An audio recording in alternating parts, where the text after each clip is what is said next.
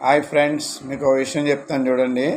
ప్రపంచంలో బాగు చేసి స్వస్థపరిచే దేవుడు ఉన్నాడు అని అంటే ఆయన కేవలం యేసుక్రీస్తే.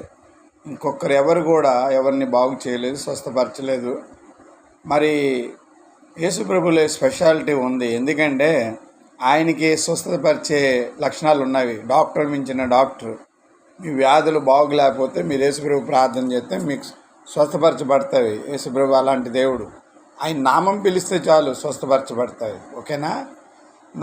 అదే మత్తయి సువార్త 4:23 యేసు వారు సమాజ మందిరంలో బోధించుచు దేవుని రాజ్యమును గురించి సువార్త ప్రకటించుచు ప్రజలలో ప్రతి వ్యాధిని రోగములను స్వస్థపరచుతూ గలీలంతా సంచరించెను. ఆ కీర్తి సిరియా దేశమంతా వ్యాపించెను. అదండి యేసుప్రభు స్పెషాలిటీ. ఓకే, ఆనాడు ఈనాడు ఇప్పుడు కూడా యేసుప్రభు స్వస్థపరుస్తాడు. ఆ శక్తి తన శిష్యులు